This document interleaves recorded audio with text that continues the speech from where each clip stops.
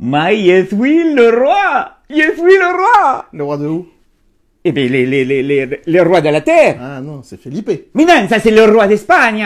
Moi je te parle de roi de la terre, c'est Rafa, c'est Rafa. Toi d'accord? Bah ah là pour le coup oui, je peux pas te contrer là. Non, il y a pas de souci, oui. Bonjour. Bonjour mon basics. Comment stai? Ça va, bene, va bene, va bene. Bon Comment alors, stas? bon les TNX. Bon, salut Thomas, Maxime. Bon, allez-y, venez, rapidos, hein, parce que il y a du truc à dire. Hein. 15 jours de Roland Garros, il y a du boulot. Hein. En 30 minutes, c'est compliqué. Hein? Oh les amigos. Eh, vous avez vu? Il y a la raquette de Rafa.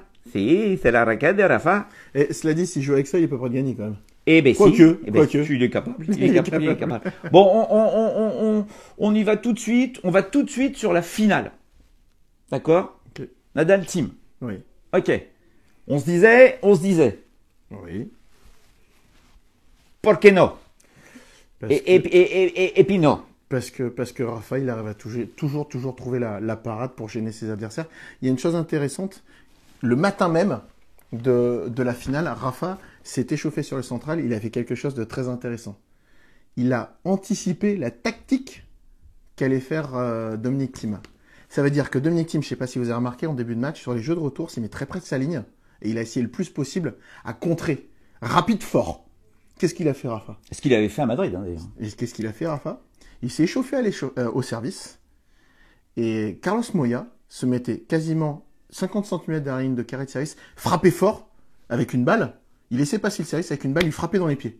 Donc tout de suite, il fallait que Rafa se mette en situation. Et ben, ce qui est fabuleux, c'est que c'est exactement ce qu'a fait Thiem. Et vous regardez le deuxième coup de raquette qu'a fait Rafa, il a quasiment pas fait une faute. Ça veut dire que l'importance, du regard extérieur d'avoir un entraîneur, on peut en parler pour d'autres personnes, première chose. Et la deuxième chose, c'est l'intelligence de tout de suite à l'échauffement mettre peut-être une possible tactique. Et après, il a fait son échauffement, il a fini son échauffement. Mais la tactique était pas mauvaise de Dominic Thiem, parce qu'on parle de Thiem, il fait que 9 jeux, mais paradoxalement, il fait un bon match. Il fait 35 coups gagnants pour 40 fautes directes. Il est obligé de faire des fautes directes parce qu'il joue Rafa. Il est obligé d'entrer dedans. Mais il fait quand même 35 fautes. Mais pour moi, il a fait un bon match. Mais Rafa, pour revenir à ta question, Benoît, c'est qu'il y a 3 choses. Début de tournoi difficile, mais il arrive toujours avec ce niveau moyen d'être un peu au-dessus des autres. Première chose. Deuxième chose, l'adversaire commence à bien jouer. Premier set contre Thiem, 4-4, c'est un peu serré. Pim, il arrive à mettre un cran au-dessus. Donc voilà. Et la troisième, c'est que tactiquement, après, il a déroulé, il a enfoncé côté revers Dominic Thiem pour le faire exploser. Alors, on rappelle hein, que Thiem a mis 5 minutes avant de marquer son premier point, qu'il a quand même réussi à débreaker au troisième jeu, ce qui était assez fort. Après, on se retrouve à la fin du premier set, où c'est quand même très très chaud, à 5-4, on se dit, bon, Thiem sert, et là, 4 fautes directes de Thiem. Ah ouais, mais je complètement raté. Complètement raté, et à partir de là, tu te rends compte que le mec, il n'y arrive pas, quoi. Mais ce qui est dingue, c'est que, comme tu dis, il jouait bien, c'était solide jusqu'à 5-4, et là, c'est dingue parce que, j'ai envie de dire, comme à tout niveau, petit coup de stress, sur son point fort, je crois qu'il fait 2 fautes de coup droit, 2 même assez simples, et ça le met tout de suite dedans. Alors après, quand t'es mené 1-7-0 sur le central de Roland, finale de Roland, là, pour revenir dans la partie, c'est pas qu'il a pas essayé après, hein, mais bon, tu lâches un peu d'énergie, quoi. Alors, on rappelle que quand Thiem avait battu Rafa à Madrid, là, cette année, 71% des points sur ce match avaient été gagnés en coup droit. Donc on savait que sur cette finale de Roland Garros, le coup droit allait être déterminant. Et on se souvenait également qu'à Madrid, même si c'est un match qui jouait en 2-7 gagnants et pas en 3-7 gagnants, 56% des points de moins de 5 frappes ont été gagnés par Thiem. Et 34% des points de plus de 5 frappes ont été gagnés par Rafa. Donc on s'attendait à ce que Rafa soit le plus agressif possible pour surtout pas que Thiem puisse appuyer sur son coup droit et qu'il essaye de trouver des angles croisés très très courts pour le déstabiliser le Thiem. Qu'est-ce qu'il a fait pendant toute la finale? Il a fait ça. Parce qu'en fait, après, c'est comme je le disais déjà sur un plateau, c'est que Clever, le gars, quand même. Le tennis, après, c'est un peu des maths. C'est très simple. Plus vous êtes loin de votre ligne de fond de cours, plus vous avez de terrain à couvrir, plus il est difficile de rejouer long, parce que vous êtes plus loin, ça c'est une base. Et donc, qu'est-ce qu'il a fait? Il a fait exactement ce qu'il avait fait sur Schwartzmann quand il revient après la première interruption. C'est que quand Schwartzmann, il était très loin, après, bon, les conditions qui lui plaisent moins, on pourra en parler. Mais le Carlos, il lui a mis une petite saucée, il lui dit, mon coco, si tu joues comme ça, tu vas perdre. Il s'est rapproché de sa ligne, et là, il a mis beaucoup plus de jeu de jambes, et il a frappé fort avec le droit, fort avec le coup droit. Alors, sur la première, hein, de Thiem, il gardait sa petite position longue, parce qu'il sait de toute façon que là, il relançait très très bien, très long. En revanche, sur la seconde, il était très près. Il a rapproché beaucoup plus. Ouais, il a rapproché pour essayer de prendre l'ascendant. C'est dingue parce que c'est là où on se rend compte que les 2 premiers coups sont très importants, même pour le relanceur. Parce que si vous retournez un peu court, tout de suite, vous vous mettez en difficulté. Si vous arrivez à retourner long, là, vous pouvez prendre l'ascendant. Et c'est ce qu'il a tenté aussi Thiem sur les jeux de retour. Il a essayé de prendre la balle tôt pour rejouer long, ce qu'il a fait quand même plus ou moins. Ouais, bien. Mais, paradoxalement, le Rafa, tout de suite, lui a envoyé une balle longue. Donc, il a jamais pu, sur les engagements de Rafa, prendre un peu cet ascendant, surtout avec son coup droit. Il faut se rendre compte quand on voit ce genre de match, hein, parce que après qu'on aime ou pas Rafa, il faut quand même se rendre compte que c'est la perfection du jeu intelligent sur terre. C'est-à-dire il devait prendre la balle montante, être agressif, il l'a fait. Il devait trouver des angles croisés courts de telle façon, puisque comme Thiem était un peu loin, trouver des angles croisés courts pour le sortir de son schéma classique dans l'axe du court. Il l'a fait. Il devait jouer à tout prix sur le revers de Thiem, même si le Thiem balance des parpaings, des missiles sur ce côté-là, mais surtout pas toucher le coup droit. Il l'a fait. Il a été parfait. Alors je vois la question là que j'ai gardée de Baptiste, Rick Bush. Rafa a eu des crampes. Et le règlement par rapport à ça. Donc on rappelle, 3e set, 2 jeux à 1, 30-0. Ah, tout d'un coup, il rate sa première balle. Et Rafa arrête de jouer.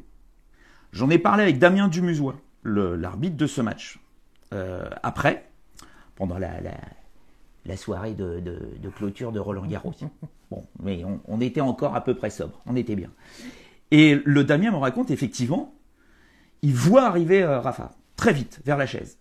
Et Rafa lui dit, écoute, j'ai un problème. Est-ce que je peux m'arrêter?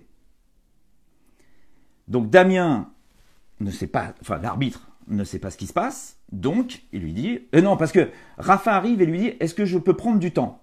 Et Damien lui dit, non, tu peux pas prendre du temps. En plus, c'est entre une première et une seconde. En première seconde, tu peux pas, quoi. T'as pas le droit de ça. Donc, en revanche, Rafa lui dit, oui, mais j'ai un problème. Donc là, il accepte que le kiné, enfin le soigneur, rentre sur le court pour qu'il diagnostique le problème. Bon, c'est là qu'il y a on va dire que c'est parce que c'est un peu Rafa. On sait que c'est une crampe. À voir comment il se touche la main. Il a un problème au doigt en fait. Il avait des crampes au doigt. Il s'étire le voilà, doigt. Apparemment, il sentait plus son doigt. Il n'arrivait plus à tenir sa raquette. Donc effectivement, là ils viennent et le règlement le dit. S'il y a diagnostic de crampe, ce qui a été le cas, il n'a pas le droit de se faire soigner. Il aura le droit de se faire soigner sur les 2 changements de côté suivants, mais sans prendre une interruption de quoi? C'est 5 minutes, 3 minutes? 3 minutes. 3 minutes. Medical voilà. time out. Donc c'est ce qu'il a fait. Il est retourné jouer. Et alors là, il a sorti le coup de bon, mes straps étaient trop serrés, machin et compagnie. Mais il avait des crampes. Ah oui, on l'a vu, hein, puisque quand il est revenu sur le court et qu'il a servi, il a servi une balle à 123 km/h. Donc tout le monde s'est dit, mais il va pas y arriver, quoi.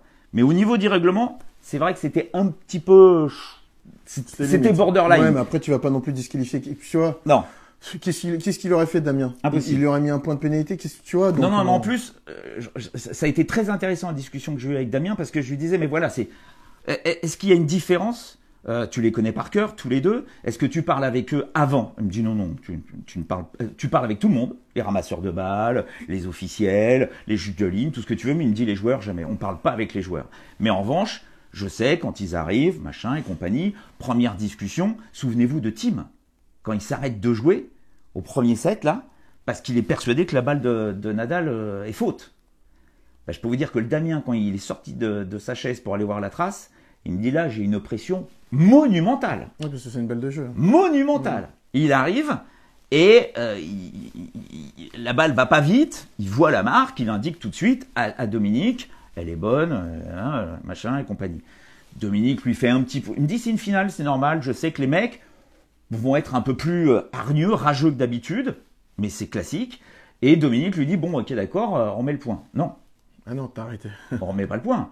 Tu as arrêté. Et quand tu as arrêté, après avoir arrêté, l'arbitre de ligne a annoncé que la balle était extérieure. Mais il ne t'a absolument pas gêné sur le geste en lui-même. Donc, non, je ne peux pas t'accorder le point. C'est impossible. On est obligé de donner le point à Rafa.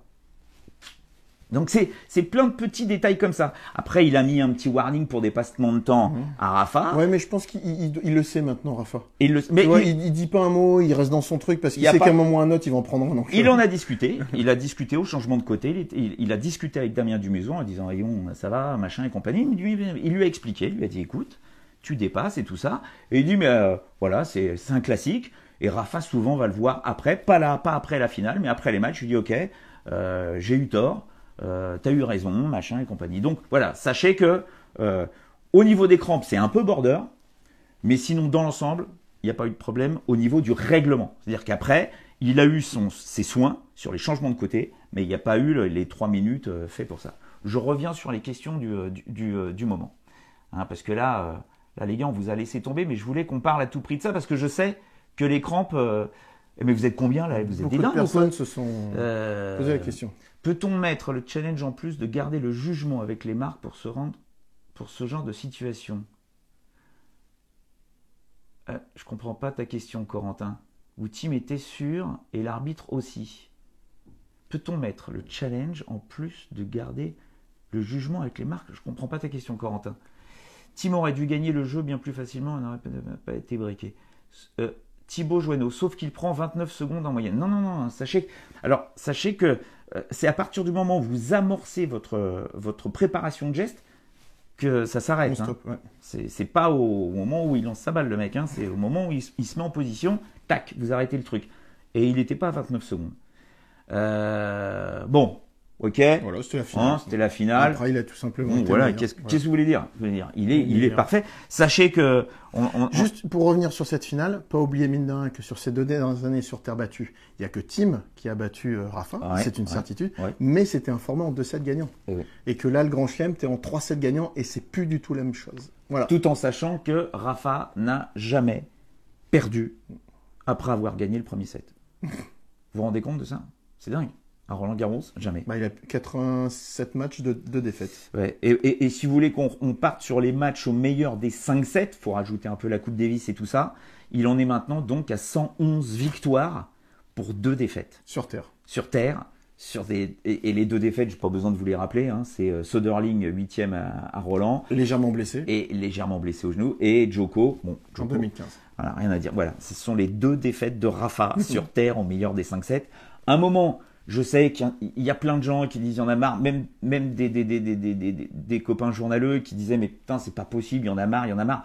Je comprends pas ça. Moi je comprends pas. Je suis pas fan de Rafa, hein, vous le savez, je suis plutôt Federer, mais à un moment, là vous êtes en face d'un Superman. Quoi. Ouais, il faut le dire. Et puis il y a aussi autre chose pour être vraiment un dingue de tennis. Pour la personne entre guillemets lambda, effectivement ça fait pas des coups gagnants, mais quand on regarde tout ce qui va avec, la stratégie, la mise en place, le jeu, l'intensité. On a l'impression que chaque point est une balle de match. Voilà, c'est fabuleux, quoi. Il y a qu'à tirer des choses positives de ce garçon, quoi. Ouais. Bah, vous jouez au tennis, j'imagine, à un moment ou un autre. Vous jouez sur terre battue, forcément, à un moment ou un autre dans la saison. Bah, j'ai envie de vous dire, même vous n'êtes pas gaucher, c'est pas grave. Vous êtes droitier, regardez comment il joue. Est-ce que vous avez la puissance suffisante pour vous mettre à 4... Bon, dans les cours de club, on n'aura pas 8 mètres de recul, mais vous vous mettez à 3 mètres de recul, mais est-ce que vous avez la puissance, la caisse suffisante pour envoyer une balle longue, puissante, liftée, pour empêcher votre adversaire de rentrer à l'intérieur du court? Si vous n'êtes pas capable de le faire, ne le faites pas. Mais travaillez pour essayer de le faire, parce que ce sera une arme monumentale. Enfin, il y a plein d'enseignements à prendre du jeu de Rafa. Pour en avoir parlé avec Tony Nadal, il s'est mis aussi loin, parce qu'il a quand même perdu plus d'1,50 m entre 2015 et maintenant. Mais en fait, il se dit que son coup de retour est un coup de fond de court. Donc, il prend à hauteur de hanche ou légèrement au-dessus de l'épaule. Il veut pas du tout être en difficulté, vraiment au-dessus de l'épaule ou en opposition. Il veut faire un vrai coup de fond de court. C'est pour cela qu'il se met aussi loin. Alors, on y va. Schwartzmann aurait-il pu le faire selon vous? Non. Bah, non. Il a été parfait. Hein. Qu'est-ce que vous voulez que je vous dise? Pendant un 7,5, il a été parfait. S'il n'y avait pas eu la pluie, je pense quand même que... Même sans la pluie. Parce que même la pluie arrive, il y a la première interruption, mais ça fait 5-3-35. Hein. Il revenait à un 7 partout, Rafa. Donc non, pour moi, il l'aurait pas fait. les finales avec Djoko avaient plus de suspense, là on s'ennuie. Oui, mais parce que Djoko a cette dimension qui lui permet d'aborder des finales de Grand Chelem, parce qu'il en avait déjà joué avant, déjà. Et puis souvenez-vous qu'à cette époque-là, Djoko était passé devant dans les tête-à-tête face à Nadal. Il le battait régulièrement, donc il y avait tout un avantage psychologique. Mais c'est pas pour ça qu'il l'a battu à chaque fois. C'est ça qui est dingue. Alors après, bien sûr, je vous vois, tout ce qu'ils disent, là on s'ennuie, c'est plus possible. Mais prenez, parce que dans 20 ans, on dira, mais souvenez-vous de Rafa, souvenez-vous de ce joueur. Peut-être que dans 20 ans, il gagnera encore. Rendez-vous compte, même quand Borg a gagné 6 fois Roland Garros. Tout le monde disait, oh, il y en a marre. 6 fois Roland Garros. C'était dingue. Rendez-vous compte que l'année prochaine, il peut faire 12. Le double de Borg. C'est irréel. Alors, on va parler de dopage, de tout ce que vous voulez. J'en vois, vous mettez plein de messages là-dessus, mais qu'est-ce que vous voulez qu'on vous dise? C'est peut-être le bémol qu'il y a sur Nadal. C'est qu'on a l'impression que personne ne veut véritablement s'enflammer parce qu'on a tous l'impression qu'à un moment ou à un autre, ça va être comme Lance Armstrong, on va le retrouver sur le divan d'Oprah Winfrey en train de nous dire « Ah bah ouais, j'ai triché ». Mais il n'y a aucune preuve de ça. Aucune preuve. Je suis Rafa depuis qu'il est... Pas qu'il est né, mais depuis qu'il est gamin. Ce mec s'entraîne comme un dingue. Que ce soit en salle pour changer sa morphologie physique, que ce soit sur le terrain, que ce soit dans la putain, je perds ma couronne, que ce soit dans la tronche. Donc oui, peut-être, mais on n'a aucune preuve. Donc tant qu'il n'y a pas de preuve, on ne peut pas dire que ce mec est dopé, à aucun moment. Et pourquoi Federer y arriverait, lui, sans être dopé? Parce qu'il est plus élégant, parce qu'il est plus aérien, parce que son jeu a l'air plus simple. Je peux vous dire que si Federer, pour avoir ce jeu de jambes phénoménal, pour avoir ce calme phénoménal, peut-être qu'il prend des trucs. Comment le savoir? On ne peut pas le savoir. Tu t'emballes, là. Mais non, à un moment, c'est ça qui me rend dingue sur le dopage, c'est que on ne sait pas. Donc tant qu'on ne sait pas, on peut mener des enquêtes, tout ce que vous voulez, on ne sait pas. Tu vois des trucs ou pas, toi? Non. Non. Hein? Ah mais attendez, j'ai encore bloqué le truc. T'as là. fait ton laïus. Mais non, mais parce que ça m'énerve. Attendez. On ne parle, mais non, moi je parle pas de dopage. Ça m'intéresse pas le dopage. Ça m'intéresse pas le dopage parce que je ne sais pas. Quand je sais, ok, Thomas Bellucci s'est fait choper par la patrouille, ok, ça m'a énervé, je l'ai dit, il s'est fait choper. Bon. Vous voulez qu'on parle de Serena Williams? On peut parler de Serena Williams. Pourquoi Serena Williams ne joue pas contre Sharapova? Moi, ça m'a véritablement perturbé. Ah, oui. Je ne sais pas pourquoi elle n'a pas joué. Soi-disant, elle se blesse contre Julia Görges. Ok, 2 jours avant. Ok, donc elle est blessée, elle a mal. Elle joue son double. Et elle va jouer son double le lendemain. Où elle perd 6-0 troisième. Pourquoi elle joue son double? Si elle est blessée, pourquoi elle joue son double? Logiquement, elle se fait soigner. Elle peut demander un AUT, hein, avec ses utilisations là, thérapeutiques, des autorisations à usage thérapeutique. Elle l'a déjà fait à Roland Garros. Quand elle avait une crève pas possible, elle avait demandé un AUT qui était des trucs, mais de malade, quoi. Donc bon, pourquoi elle l'a pas fait là? Et pourquoi elle joue pas contre Sharapova? Si ça avait été Garcia en face, elle y aurait été sur le court? Ben, je pense que oui. Je pense que là, elle ne voulait pas, à aucun moment, perdre contre Sharapova. Pour moi, c'est une fuite. Je pense qu'elle aurait pu jouer. Après, je suis pas dans le vestiaire, je la connais pas, je suis pas allé lui parler. De toute façon, elle me parlerait pas. Mais toujours est-il que je... Pourquoi? Je me pose la question. Après, voilà, il y a des contrôles. On sait qu'ils sont contrôlés. On sait quand ça se passe mal, on nous le dit, en général. Et s'ils voulaient faire tomber Rafa, je pense qu'ils pourraient le faire tomber, parce que là, il y a tellement de gens qui disent « Il y en a marre de Rafa !» S'ils veulent le faire tomber, ils vont le faire tomber. Mais pour l'instant, ils ne le font pas tomber, donc ce mec est propre. Je suis désolé, mais ce mec est propre. Jusqu'à présent, oui. Voilà. Si on parlait de Cecchinato, tu t'y t'y attendais à celui-là, toi? Après, il jouait pas trop mal. Parce que moi, je l'ai commenté t'étais sur le cours. Je l'ai commenté à Monte Carlo. Ouais. Il est pas loin de battre Raonic en faisant un bon match. Ouais. Derrière, il part à Budapest. Il perd d'un tour des qualifs. Il gagne le tournoi en faisant un très très gros tournoi. Il joue pas mal à Rome parce qu'il est wildcard. Il passe un tour. Il perd très accroché contre... il bat mon idole Pablo Cuevas. Et il perd très accroché contre David Goffin. Donc oui, il était là. Après... Faire ce qu'il a fait là, non, je n'aurais jamais imaginé que Cecchinato... Parce qu'en plus, ce qui est fabuleux avec lui, c'est qu'il n'a pas un gros coup. Tu vois, il n'est pas impressionnant physiquement. il frappe pas hyper fort, il fait pas que des coups gagnants. Par contre, C'est amorti. ce que j'allais dire. Par contre, il a une main. Et c'est là où il se trompe. C'est qu'il dit que, et il a dit ça en conférence de presse, je pense que mes adversaires vont être contents de me jouer au premier tour de Wimbledon. Mais je pense qu'il se trompe parce qu'il peut bien jouer à Wim, parce qu'il a une tellement bonne main qu'il peut se débrouiller. Il peut nous faire une Thierry champion. Hein. Il peut nous faire un quart. Non, il va pas enchaîner Roland Wim. Non, ça, non. On va savoir, non, mec. Non, mais il peut embêter quelqu'un. Tu vois, Baptiste Martin, Cecchinato sur la durée. Alors, j'en ai parlé avec tous les journalistes italiens qui étaient à Roland Garros, parce que moi, perso, je ne le connais pas du tout à l'extérieur. Bon, il est un peu compliqué, hein. Il est un peu comme Fonini, pas sur le court, mais alors à l'extérieur, il paraît qu'il est compliqué à gérer, le gamin. Hein. Donc bon, Cecchinato, là, il joue pas sur gazon pour l'instant. Non, je pense qu'il va faire que Wim même. Parce qu'il était loin, je vous rappelle qu'il était 72e avant Roland Garros, là il est 27e, un truc complètement dingue. Voilà, il va venir à Wim, tranquillos. Il était même, avant la saison sur Terre, il était au-delà de la 100e place. Hein. Ouais. Donc, le coup des paris truqués, Cecchinato, il a dit qu'il veut pas en parler. Ouais, il veut pas en parler, bien sûr. On sait pas, hein, parce que ils se sont fait choper à 2. L'autre a pris 1 an, je crois. Mais c'était qui l'autre? Je sais plus. C'était pas Potito Staracci? Non, je sais plus quel autre joueur. Et lui, il a rien eu. Bon. Dans son pays, il a eu, mais à l'ATP, il a rien eu. Ouais. Il a été suspendu 1 an, il a pas pu jouer 1 an en Italie. C'est la Sicile, hein.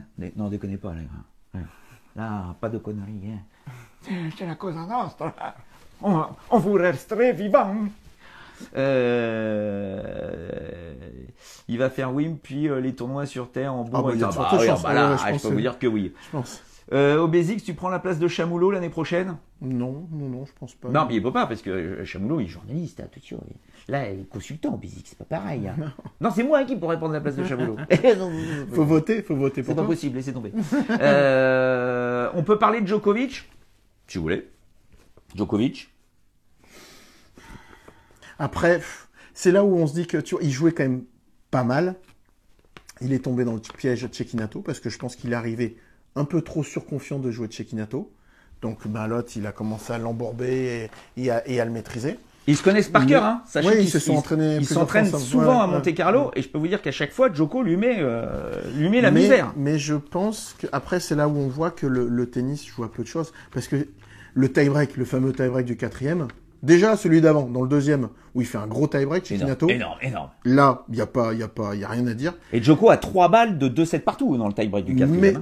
Mais c'est là où on se dit, c'est là où c'est dingue le tennis, c'est que s'il fait 7, il explose Cecchinato. Il peut pas revenir dans le 5e.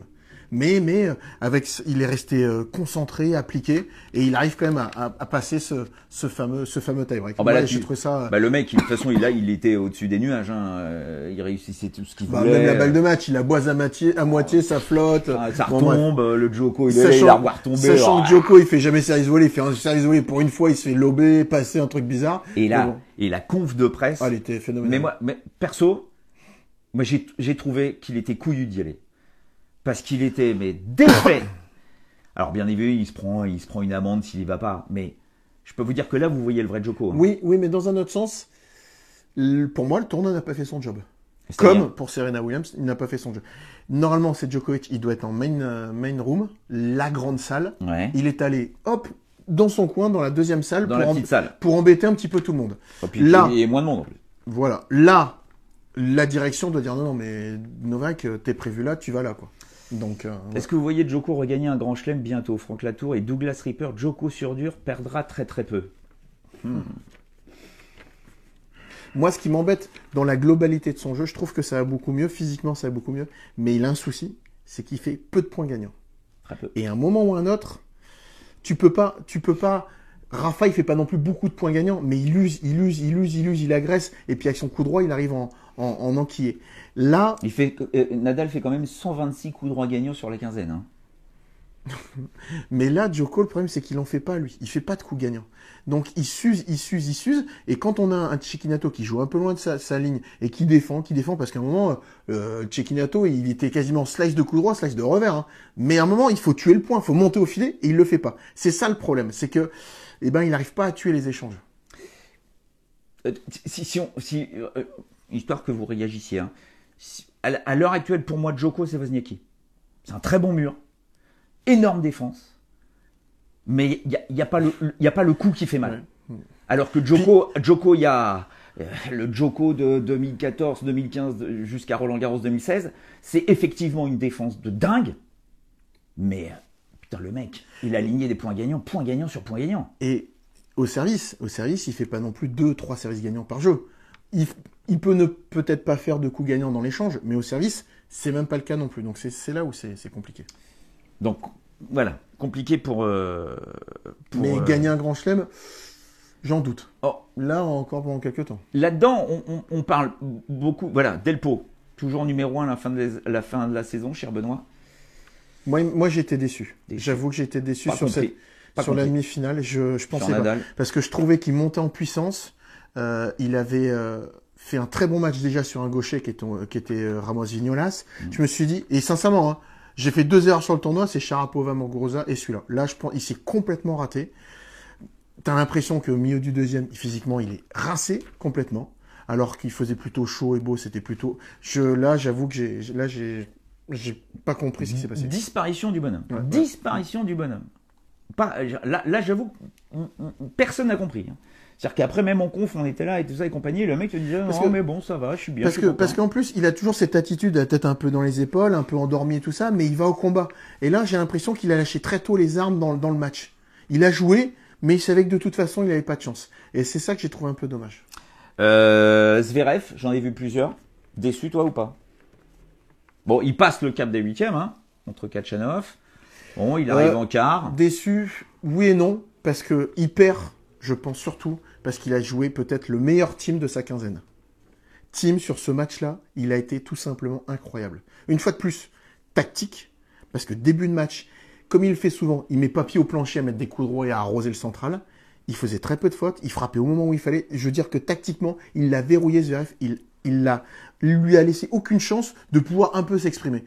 Donc, ça a été tout simplement un team meilleur qu'un Zverev. Delpo, c'est comme... Attends, c'est pas mal ça. C'est comme mon fils, après chaque point, t'as l'impression qu'il va mourir. Moi, je disais que c'était un Corse à l'heure de la sieste, entre les points. Ah bah oui, mais il est tout le temps comme ça. Mais il est tout le temps comme ça. Après, c'est sa force. Surtout sur des matchs au meilleur des 5-7, où il sait que le mec peut durer des heures et des heures. C'est pour ça qu'encore une fois, contre Rafa, j'ai pas compris. Pas compris parce que y a rien. Rien, il propose rien dans le match, quoi. Moi, je pensais qu'il allait s'appuyer sur son grand service et grand coup droit. On l'a pas vu tant que ça. Non, j'étais déçu, sincèrement déçu. Corentin Moutet, un espoir pour le tennis français. Yanni, pour moi, je vous le dis honnêtement, c'est le futur numéro 1 français. Ça, c'est une certitude. Maintenant, est-ce qu'il va être... Il le sera. Bah, pour moi, il sera... Oui, c'est sûr. Mais bon, Pouille est jeune aussi, quoi. Oui, tu le vois dépasser Pouille, toi? Oui, à un moment ou un autre, il sera au-dessus de Pouille. Ah, si. Physiquement, il est quand même très limité. Hein. Je finis ma réflexion. Je le vois à un moment ou un autre numéro 1 français. Mais pour l'instant, pour moi, c'est un joueur 30-40 mondial. Au-dessus, voilà. J'en suis pas sûr. Maintenant, pour être très précis, il y a eu beaucoup de questions, le tennis français. Il ne faut pas oublier que Corentin a 19 ans et que quand on regarde les stats précises, il n'y a que 3 joueurs qui sont au-dessus de lui. Il y a 2 extraterrestres, Tsitsipas, Shapovalov. Le 3e, c'est Alex de Minaur, qui est son mondial, et derrière, c'est Corentin. Donc, il est dans les standards. Il est dans les standards et dans les temps de passage des meilleurs, mis à part les 2 extraterrestres qui sont vraiment devant. Benoît et Obézik, vous pouvez nous dire comment vous voyez le retour de Federer, sa saison sur Gasson et l'histoire du contrat avec Nike? Ouais, non, mais il faut se calmer avec cette histoire de contrat avec Nike. Bah, alors il paraît, c'est les Suisses qui ont annoncé ça, il paraît même qu'il aurait signé avec Uniqlo pour 5 ans, 30 millions d'euros par an, un truc comme ça, je sais plus. Bon, bah, on verra. Après moi, alors je vous avouerai qu'il joue en Uniqlo, en Durex ou en Nike. Là, moi, je m'en fous. En Durex. Bah, il paraît qu'il lance il lance des tenues de sport, tout en latex. Il paraît que c'est fabuleux. Ah bah c'est Mirka qui va être content. Il va jouer en condom. Après sa saison sur gazon, il revient là à Stuttgart. Il va jouer demain, on est mardi. Ouais, demain mercredi. Je pense qu'il va monter tranquillement en puissance. Vous inquiétez pas, sur Roland, il sera présent. Nadal, Vincent Driot. Nadal lassitude après 11 Roland Garros. Non, mais c'est vrai que ça m'aurait fait plaisir comme de voir battre Tim Rafa en finale. Maintenant, Tim, il le gagnera à un moment ou un autre, son Roland. Sachez que on en a parlé, hein, bien sûr, du nombre de tournois du Grand Chelem. Hein. Il en est à 17. 17. Federer est à 20. Alors, c'est Rafa, bien évidemment. Oui, bonjour, alors si, mais je sais pas, peut-être. Mais bien sûr qu'il il pense qu'à ça. Il ne pense qu'à ça. Je pense même que la place de numéro 1, son tape. C'est les grands chelems qui me titillent et qui le motivent. Là, on est sur les records. C'est-à-dire que Rafa, dans l'absolu, s'il n'est pas touché physiquement, peut se faire encore de Roland Garros. Hein, bon, à la rigueur. Non, c'est là où ce que tu dis est très intéressant. C'est pas c'est pas sur terre. C'est après, c'est sur dur. Ben voilà, c'est l'US, l'Australienne et Wim. Comment il peut aborder ces tournois-là pour essayer d'aller titiller? Parce que s'il reste que sur terre, ça va être compliqué, mais ça veut dire qu'il faut qu'il en gagne encore 3 derrière. Mais il va falloir un moment qu'il aille chercher peut-être un grand chelem sur dur, quoi. Soit l'Australienne ou soit l'US. Maintenant, il a dit qu'il jouait pas avant Wim, il ne jouerait que Wim. Jean-Paul Dréau, Rafa zappe l'herbe ou pas? Non. Il jouera à Wim. Non, il jouera. Et là, il va pas jouer les tournois de préparation s'il a quand même besoin de se poser. Le seul piège qui peut lui arriver et il se rate sur Wimbledon, parce que voilà, il va avoir un tour, 2 tours pour se mettre dedans, sauf s'il joue au premier tour un Karlovic, un joueur qui est pas tête de série et qui peut être vraiment très gênant sur gazon avec un gros serveur, un gros service, parce que là, pour le coup, rappelle-toi, je sais pas si tu te rappelles l'année passée, il perd sur Gilles Muller. 15-13 au 5e. Et là, il avait un gros problème de retour. Il était incapable de retourner un service de gaucher parce qu'il se mettait tellement loin. Trop loin. Est-ce que là, il va peut-être créer et faire une modification? Mais modification, ça veut dire que la modification, il faut la tester aussi en match. Et là, il ne pourra la tester qu'en en situation réelle de match. Donc, ça peut être un peu gênant. Mais bon, c'est un joueur suffisamment intelligent. Faut voir. Encore une fois, tout dépendra du tirage. Est-ce qu'il sera numéro 1 mondial ou pas à ce moment-là? Ça, tout dépend de Roger. Qu'est-ce qu'il y a? Ah, ça y est, on a dépassé. Et Uday Payfair, on en parle, mais il y a tellement de trucs. Uday Payfair qui gagne le double en tennis en fauteuil. Qu'est-ce que je vous dis? J'adore ces deux mecs. J'étais dans les vestiaires ce matin, cet après-midi avec Steph Foudet, et on discutait un petit peu, et il me disait que là, il y a une bascule au niveau du tennis en fauteuil. C'est avec l'arrivée de l'Argentin, Fernandez. Il m'a dit là, on passe un cap parce qu'il a une balle, mais extrêmement, extrêmement lourde, même si Kunieda s'en est encore sorti cette année. Kunieda extrêmement. Attends, je sais pas si vous avez vu la finale entre Kunieda et Fernandez, mais le premier set était dingue. Après, il était rincé, l'Argentin. Mais Fernandez, je sais pas quel âge vous avez. Vous avez joué avec Big Jim ou Action Joe, les petites poupées là? C'est ça. Mais attends, il a des bras, le mec. Mais c'est dingue. À côté, mais Rafa, c'est des cotons-tiges qu'il a. C'est une puissance dans la balle. Mais quand elle arrive, mais c'est dingue. C'est dingo. Et Kunieda qui gagne encore. Le japonais, je vous rappelle que le gars a disparu parce qu'il a eu des problèmes de dos. Parce que pendant 2 ans. C'est monstrueux de jouer en fauteuil. C'est pour ça que Stéphane, avec son fauteuil révolutionnaire, a réussi à faire en sorte d'avoir quasiment un mouvement de bassin normal, d'invalide.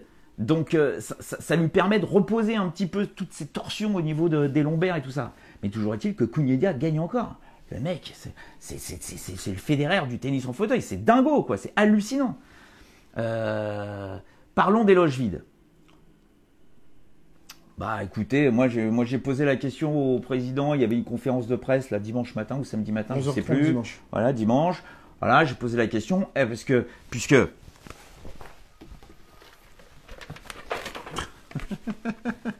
bah si. Et destruction, c'est-à-dire que là le cours Philippe Chatrier va être totalement détruit. Ils ont 10 mois, même pas, quasiment 9 mois. Pour détruire le cours Philippe Chatrier et le reconstruire pour la prochaine édition. D'ailleurs, on est en France. D'ailleurs, ils ont mis... Non, mais oui. Avec les grèves et la neige. Il y a des clauses dans le contrat qui ont été très très poussées pour verrouiller et pour les pousser. Mais d'ailleurs, Ramsès II aussi, il avait des clauses. C'est pas pour ça que c'est différent. Non, mais d'ailleurs, le cours des serres, les week-ends et tout ça était en construction. Les gens travaillaient tous dessus. Alors, sachez que l'année prochaine, on aura donc un nouveau central. On n'aura pas le toit. Le toit n'est prévu que, au mieux, en 2020, mais logiquement opérationnel en 2021. Mais on aura ce nouveau Chatrier dans sa structure définitive, c'est-à-dire au niveau des tribunes. Sa configuration. Et donc là, j'ai dit au président, pourquoi on ferait pas comme à l'anglo-saxonne, comme les Américains et les British, c'est-à-dire mettre les loges en deuxième ceinture, au-dessus. Là où ils ont leur petit salon privé, où ils peuvent boire du champagne, là où il y avait Zizou là, pendant la finale, invité par un sponsor. Eh ben non.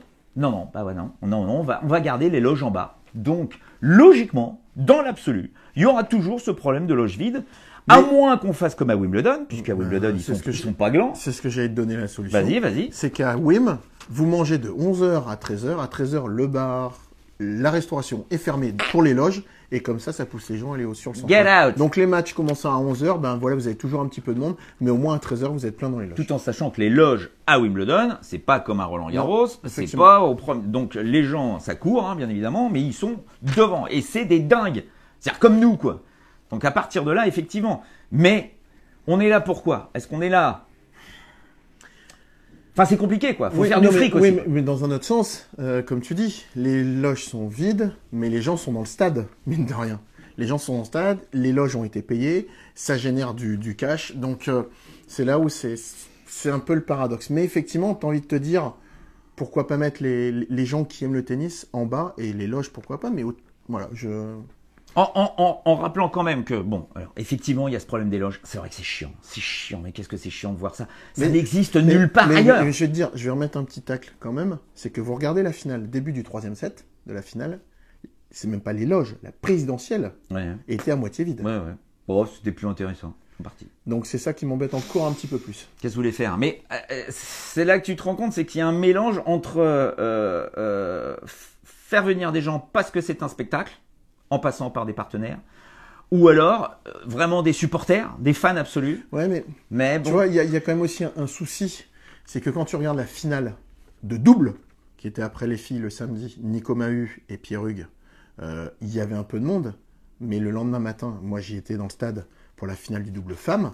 Alors effectivement, c'était 2 japonaises. Ah bah là, il n'y a pas de français. Eh ben, je crois qu'il y avait à peu près, mais c'est pas des bêtises, sur un central de 15 000 places, s'il y avait 1000 personnes, c'est un miracle. Oh ouais, t'es beaucoup là.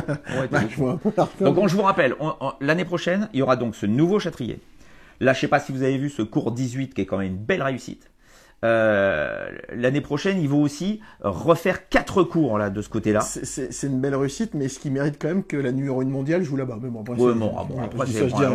ouais. Il y aura le jardin des cerfs, le cours Simone Mathieu, hein, en bas là du jardin des cerfs, qui sera effectif. Et ce sera la dernière année du cours numéro 1. Donc si jamais vous venez à Roland-Garros. Mais il commence à faire vieillot.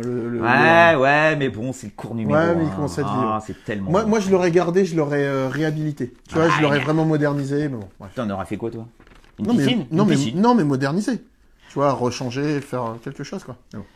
À chaque fois que je regarde Roland-Garros, pourquoi il n'y a personne dans le stade? Et chaque fois, je veux dire que le stade est plein, mais pas les sièges qu'on voit à la télé. Je vous avoue qu'effectivement, que ce soit l'Open d'Australie, que ce soit des premiers tours le matin, le soir, que ce soit l'US Open, que ce soit Wimbledon, c'est plein. Oui, pourquoi Roland-Garros, ça ne l'est pas? Je pense que c'est aussi, c'est une mentalité. Voilà, c'est ça. Est-ce qu'on a vraiment une mentalité de sportif?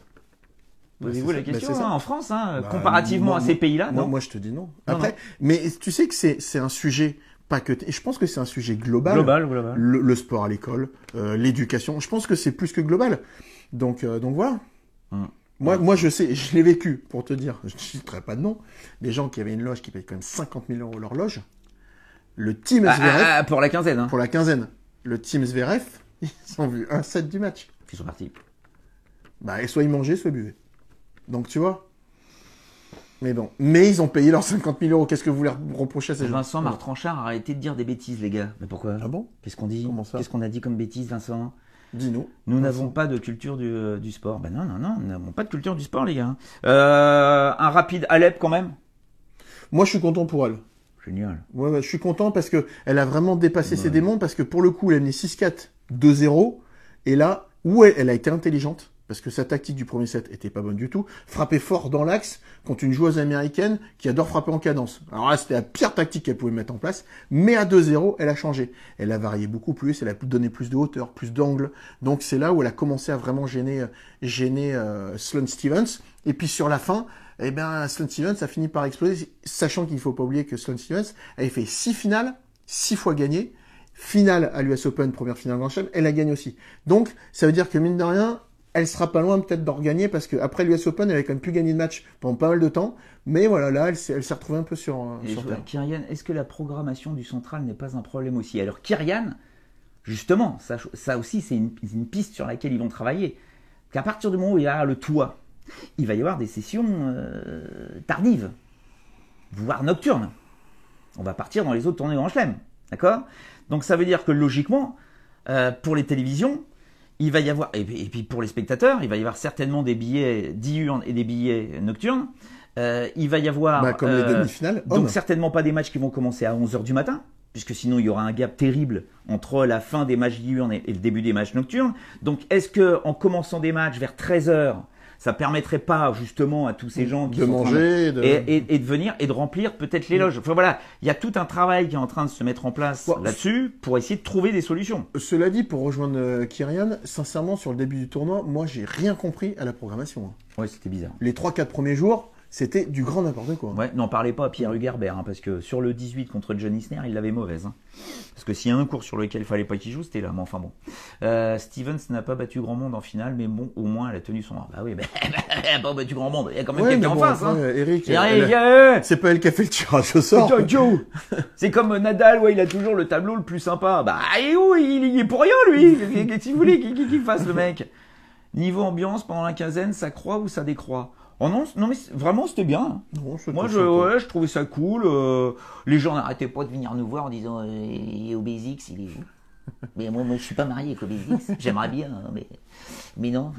Mais alors, voilà, alors, des fois vous nous croisez, tout, on faisait des petites photos, tout, c'était cool. Non, mais sinon dans l'ensemble le tournoi est super ambiance. Non, et puis c'est vrai que le fait qu'il y ait le 18, ça a fluidifié quand même. Cette grande esplanade à côté du nouveau village, je trouve que c'est sympa parce que ça donne de l'air. Le 7 a été réussi, le 7 qui existait, voilà, les deux cours qui sont devant le village sont plutôt sympas. Non, il y a des choses qui ont été pas mal. Et 16 têtes de série, bah oui, vivement, oui, l'année prochaine. Vivement. À partir de l'Open d'Australie l'année prochaine, 16 têtes de série. Ça va faire mal. Ça c'est une bonne résolution. Ah bah c'est peut-être l'année où Roger Federer va prendre sa retraite, hein, je vous le dis tout de suite, parce que ça va modifier quand même complètement les données, l'histoire. Hein.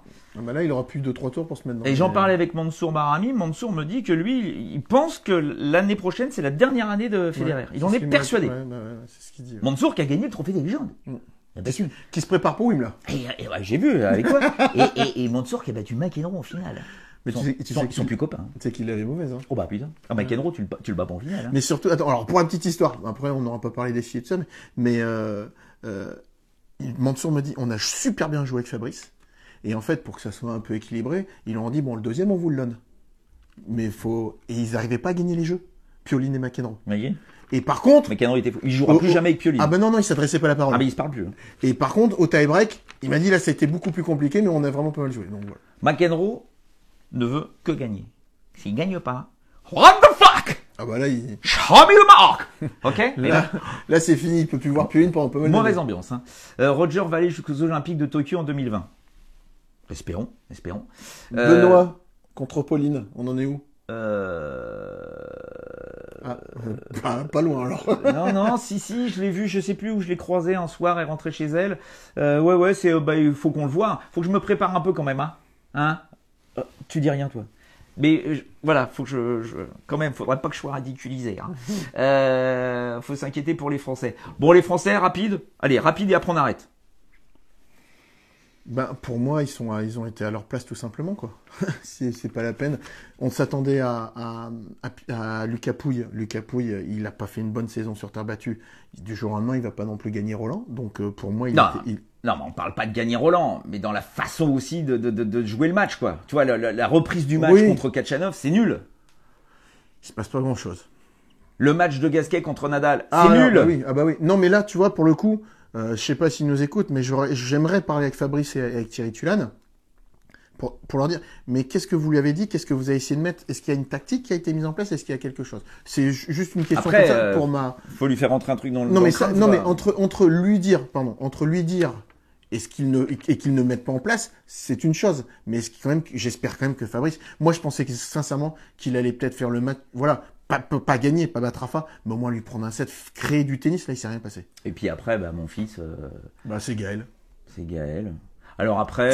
C'est Gaël, mais paradoxalement, il aurait failli battre Goffin, parce qu'il est quand même un point. Ouais. Derrière Cecchinato, je pense qu'il l'aurait battu.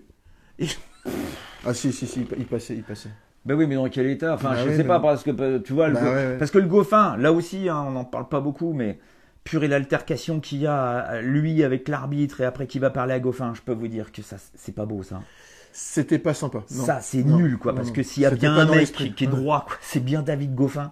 Et l'autre, il est allé chercher des nuances pour Bah, après, essayer de l'embourber, là. Pour la petite histoire, on voyait quand même Gaël qui était souvent les mains sur les genoux Bon, pour voilà, récupérer ouais, tout ça. bon, mais là, Et c'était le David déambulateur. Goffin a eu la petite phrase qui, moi, m'a fait rire. Et il lui a dit directement à Gaël, bah, si t'es pas bien, t'as qu'à appeler le médecin. Ouais, Ou ouais. sors du cours. Voilà. Mais bon, allez, on va parler d'autre chose parce que moi ça m'énerve. Et Florent Hens, Bartoli le retour. Non, Oubliez je Bartoli. pense que c'est définitivement. non. C'est terminé, c'est terminé, c'est terminé. Arrêtez avec Bartoli. Ouais, ouais. Laissez-la tranquille.